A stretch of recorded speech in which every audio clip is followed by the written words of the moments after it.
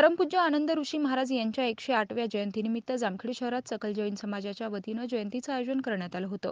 दुपारी 3 वाजता जामखेड शहरातून महाराजांच्या प्रतिमेची भव्य मिरवणूक काढण्यात आली. या मिरवणुकीत सकल जैन समाजातील महिला, पुरुष व लहान मुलांनी मोठा सहभाग नोंदवला होता.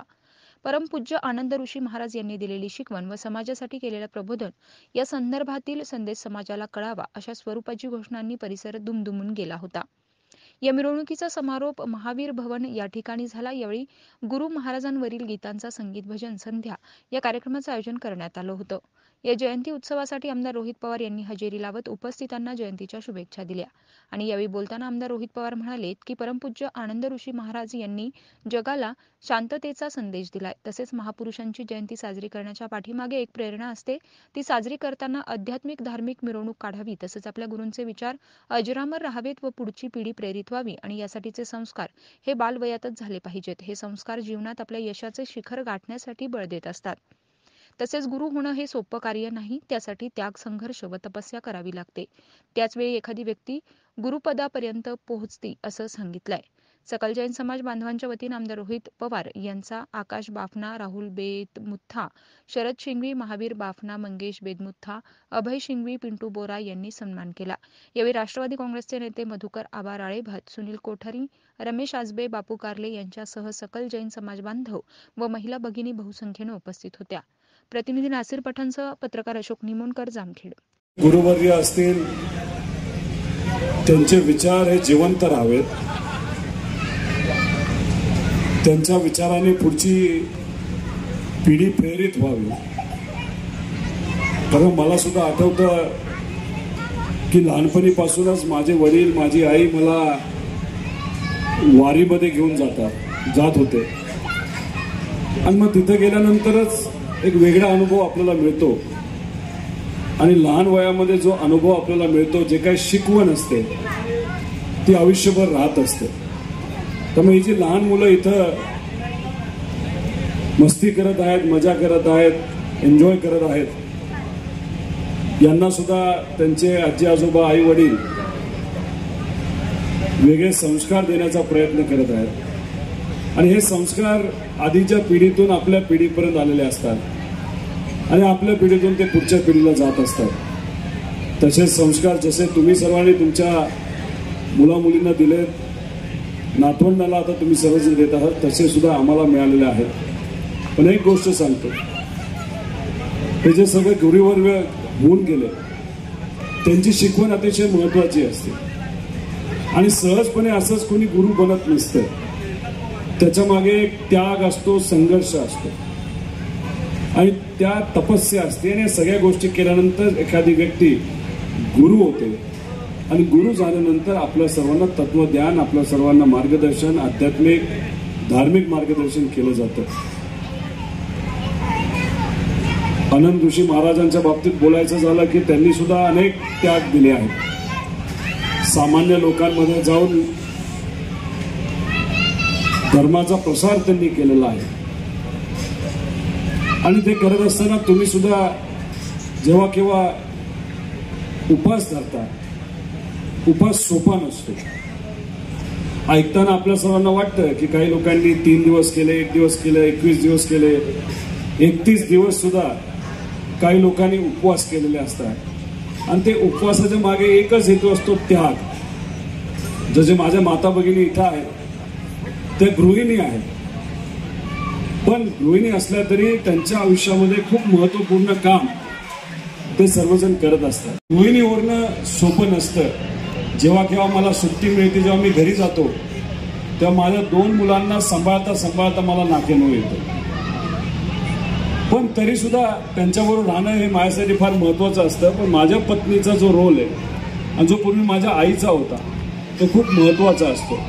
आणि तुम्ही इथे आल्यानंतर लहान मुलांना जेव्हा आणता, तुमच्या मनामध्ये हीच भावना असते की जे गुरुवर्य आहेत त्यांचे विचार सुद्धा या पुढच्या पिढीपर्यंत जावेत आणि एक वातावरण असावं. गुरूंच्या जयंतीनिमित्त जेव्हा मोठा कार्यक्रम केला जातो, जसा सकल जैन समाजाच्या संघटनेच्या मदतीने आज हा केला गेला, त्याच्यातून तोच प्रयत्न असतो की जयंती जर साजरी करायची असेल तर अशा पद्धतीनेच करावी.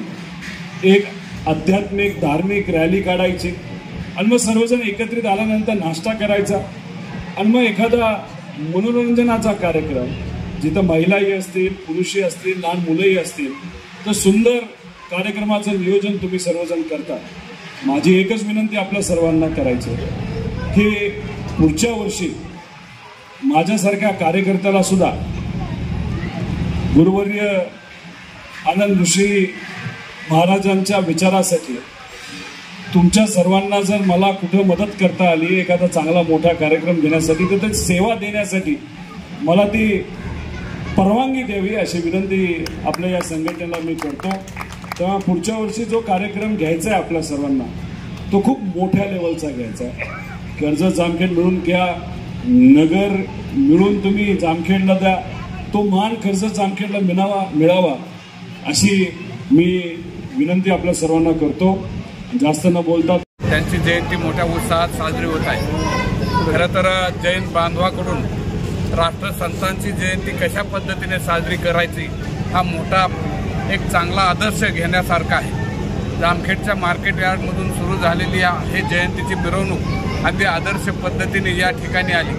राष्ट्रसंत आनंद ऋषीजी महाराज हे एक राष्ट्राचे मोठे संत आहेत की ज्यांनी सर्वसामान्य माणसांनी, जाती जातीतल्या माणसांनी एकत्र कसं राहायचं, एकत्र राहून गोविंदाने जगायचं कसं हे या देशातील माणसाला शिकवलं. म्हणून त्यांना राष्ट्रसंत ही पदवी मिळालेली आहे.